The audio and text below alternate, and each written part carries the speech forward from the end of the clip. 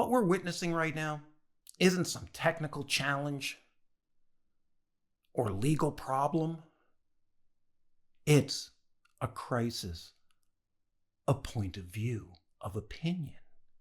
Old opinion, comfortable in the human box, versus new opinion, understanding AI is coming and it's an intelligence, not a copy machine, not just a tool. And are we going to limit it by our own fear of making sure it follows our rules and somehow becomes human? Because otherwise, right now, there's no way it gets a copyright. But again, any judge has just no power to judge that, because they would start getting taxes, have to file forms, have to have residencies. There's all these human-based things based on credit and money that we've developed to validate creativity. That's what's blocking it. And of course, it's going to happen. But how do you create something that's new in a world that doesn't want anything new, and the people running it barely even understand and are afraid of AI because they don't understand it? While we're busy fighting over who owns what, something else is happening. Creation itself is evolving beyond human-only definitions. The Thaler case isn't just about one guy fighting for AI recognition. It's that canary in the coal mine, warning us that we're applying human-only thinking to a post-human creative landscape.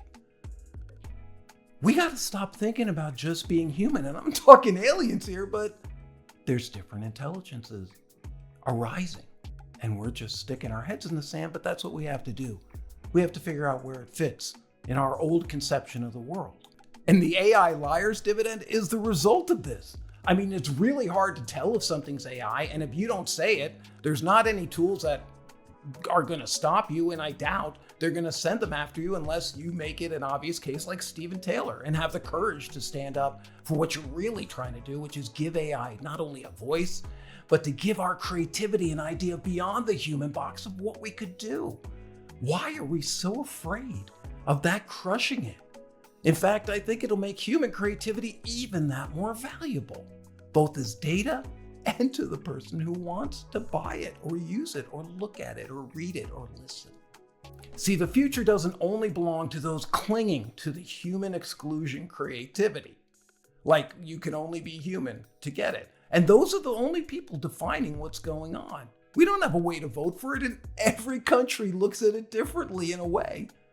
So here we are. It belongs to those who can think outside the human box, imagining frameworks that acknowledge both human and non-human creative intelligence. What is so frightening?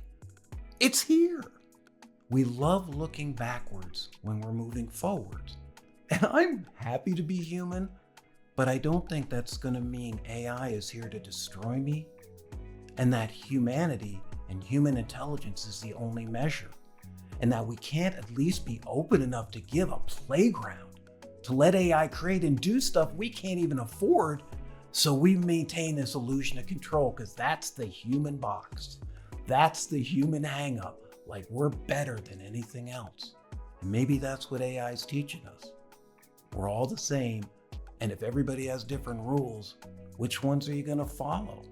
And why does it always have to come back to being human? I mean, don't we know we are? Can't we cultivate that just like we cultivate AI? Give me a comment. Tell me what you think.